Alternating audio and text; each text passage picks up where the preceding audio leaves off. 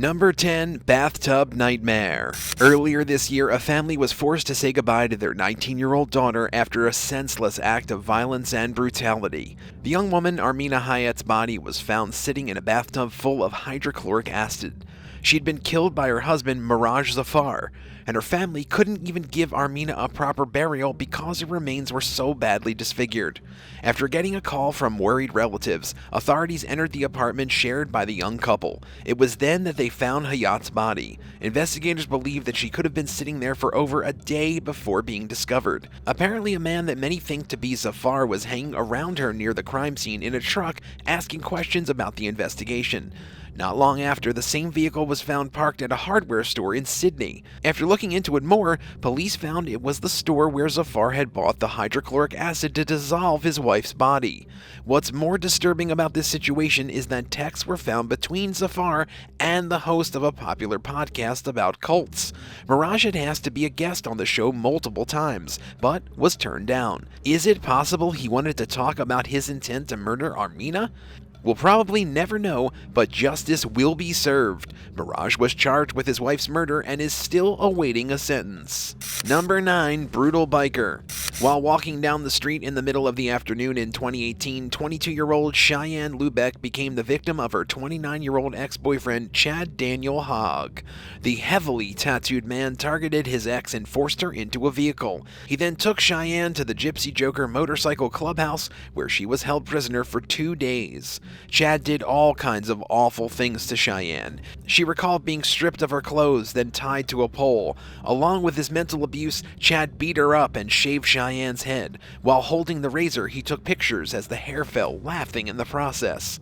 The kidnapper made one big mistake, though. On the way to get some fast food, he had Cheyenne duct taped in the back of his car. When they got to the fast food restaurant, she was able to escape and hide in a nearby bush, and even managed to call the cops. With authorities on their way and his victim gone, Chad retreated back to the clubhouse where he had a 2-hour standoff with officers. He eventually surrendered and was arrested. In the court, the perp apologized, saying what he did was, quote, foolish and cowardly, but it didn't matter. He was given a minimum sentence of 4 years, and hopefully they'll be the longest years of Chad's life. Number 8. Stiletto Stab. Turning 21 is supposed to be a fun night to remember, but for Jasmine Fry's special day on February 24th, 2019, she'd get a little more than she bargained for. While celebrating out on the town with her boyfriend, Jasmine had a bit too much to drink. It didn't take long for the couple to get into a fight with a random stranger on the street, 19-year-old Kyle Johns. The argument started to heat up as they hurled insults at each other. Finally, Jasmine threatened the young man, asking him, "Want my effing heel through your eyeball?" Kyle didn't have time to react, and before he knew it, the girl had taken off her shoe and whacked him in the head. The heel of her stiletto tore open Kyle's face. After being rushed to the hospital and getting staples to sew the wound back together, Johns was furious, especially since Jasmine got off so easily. She pleaded guilty to the assault but received the equivalent of a slap on the wrist with just a small $174 fine. In an interview, she claimed to have been drunk and not in the right frame of mind during the fight. Kyle and his mother are still upset, though, wondering what the punishment would have been if Jasmine had been hit instead of the teen. Number 7. Fatherly Love. Tragedy struck in Adelaide in 2019 when a young 20-year-old woman was found brutally stabbed to death. Sabrina Lakash was an accomplished student, receiving near-perfect test scores with a bright future ahead of her, but it all came to an end. Police discovered Sabrina's body in the passenger seat of her family's Mercedes. There was blood everywhere. Sabrina's dad, 49-year-old Patrick Lakash, who was driving the car, was also injured. When police pulled him over, he was taken to the hospital to recover, but officers noted how suspicious the situation seemed and considered him the prime suspect.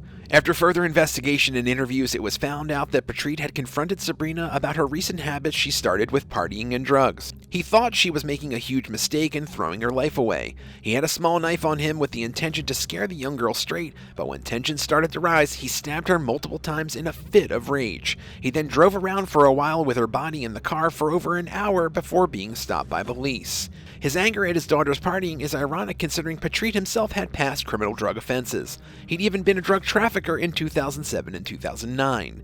Maybe he was scared the apple didn't fall too far from the tree. Sabrina's father was found guilty of murdering his daughter and sentenced to life in prison without the possibility of parole for at least 20 years. All she needed at this point in her life was a little guidance from those who were supposed to have her best interest in mind. Instead, all Sabrina got was 8 stabs to the chest. Number 6. Ghost Train. Everyone loves a good theme park, right? Well, Luna Park in Sydney might be the exception after you hear our next story. On June 9, 1979, tragedy struck the Seaside Fun Center when a fire broke out at one of the park's biggest attractions, the Ghost Train. This dark ride featured a haunted house-like maze of jump scares and special effects, which probably didn't help anything once actual smoke started filling the ride. That night, a different worker was assigned to the ride than usual, and things went very, very wrong. It didn't take long for clouds of black smoke to start rising. Park goers were evacuated as soon as they exited the dark tunnels, and, at first, it seemed like everyone had made it out okay. But after an hour or so had passed, 7 bodies were found inside. Investigators believe these poor souls noticed the fire was real and got off the ride themselves to try and locate the exit, but the special effects, darkness, and smoke disoriented them too much, causing the riders to get trapped inside. There were 6 kids and 1 adult that fell victim to the ghost train that night, and it's thought that the fire started due to a cigarette or some faulty wiring, but others think it could have been set by someone on purpose. A few staff members and visitors at the scene that night remember the smell of kerosene. Some even claim to have seen a group of men holding matches and flammable liquid, but no official investigation came from the claim. Number 5. NOWRA Hill Murder. Some might describe then 38-year-old Kim Leanne Snipson as a psychopath. In 2006, this woman killed an innocent couple, Greg Hosa and Catherine McKay. Before the killing, Snipson had supposedly talked to multiple friends about murder and even gone as far as asking for help. She claimed her daughter had been sexually assaulted and the suspects needed to pay for what they did. The couple that was murdered were the owners of the stable Kim kept her horses at, but Kim wasn't able to make any payments and began having an affair with Hosa. According to Snipson, the affair with Hosa ended when she received a videotape and note in 2005. A man named Leah Caton said Snipson told him the tape was of people having sex with her while she was drugged or drunk. In 2005, a man named Andrew Flenjar said Snipson told him her daughter had been sexually assaulted and that the attack had been videotaped. Snipson told different stories to both Leah Caton and Andrew Flenjar, but both were disgusted by what she told him and wanted to help her. So, with the assistance of Stacy Leah Caton and Andrew Flenjar, Kim tied Greg and Catherine up and then suffocated them to death. They then loaded her dead bodies into 2 barrels and drove them up into the forest. There, Kim set the barrels on fire to try and destroy the evidence. Luckily, 2 bikers noticed the smoke, and when they went to see what was going on, they found the burnt bodies of Greg and Catherine inside 44-gallon drums. Investigators found remnants of rope binding Hosa's wrists, fragments of brown tape around his ankles, and wire around his neck. Kim was taken into custody and sentenced to 32 years in prison, while her accomplices received 22 and 10-year sentences respectively. And in the end, there was no evidence found to support any of her wild tales about the video she claimed to receive.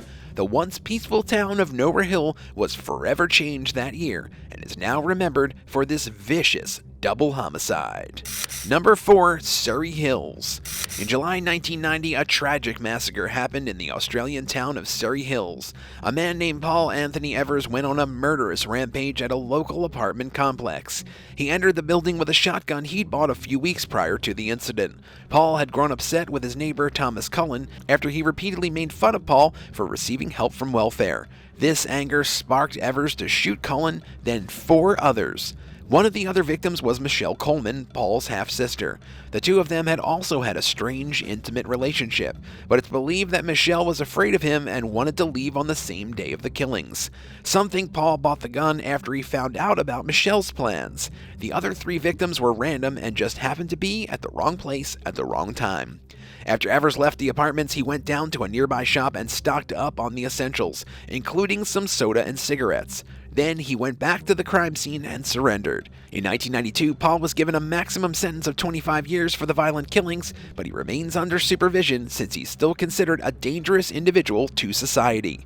In 2012, he was released but placed on parole, but it didn't take long for him to get into trouble again. After Paul made sexual advancements on the daughter of his sponsor, he went back to prison for another 2 years. In 2005, he was released again and now remains under watchful supervision. Number 3. Worst ex ever. In October 2021, a father was faced with something no parent should ever have to deal with. The man was searching for his daughter, Michelle Dara, since she had been missing for a few hours. He went to the home of one of her exes, Ben Corman, knocked on his door several times, but no one answered. He started to really worry, so he hopped a fence to get inside. Michelle was lying dead in a pool of her own blood, and here's the worst part. Michelle was pregnant at the time. Next to her was Ben, who was also injured. Coleman was rushed to the hospital to receive medical attention and then interviewed by investigators. After asking the man a few questions, they soon became suspicious. He was placed under arrest and is awaiting sentencing for the murder of his former partner. Michelle and Ben shared 2 children together and had just recently separated before the terrible attack. Miss Dara had gone back to Ben's home to pick up some items that she had left there. Who knows what motivated Ben to kill the mother of his children, and it takes a special kind of evil for someone to murder a pregnant woman. Number 2. Backpacking brutality. Hiking can be a fun hobby that lets you get out into nature, see some sights, and get exercise all at the same time. Elisha Greer would have had a different experience, though, on her 1,500-kilometer or just over 932-mile trek in the outback. The British hiker hadn't planned for this trip with Marcus Allen Keith Martin, who Elisha had met at a party in Queensland, but the two really hit it off and quickly started to have an intimate relationship. But things started to get bad 2 weeks in. Apparently, Marcus had become intensely abusive in all of the worst ways. He would often beat poor Elisha and sexually assault her. He even tore up the woman's passport. With this gone, he drove her into the wilderness, where the abuse continued. In order to keep her tied to him and manipulate her even more, Marcus threw Alicia's birth control away to try and force her to have his baby.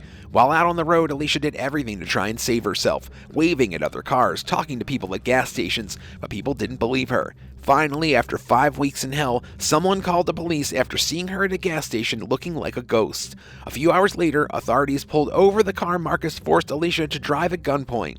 When they came up to the window, Marcus hid in the back seat, but police found him anyway.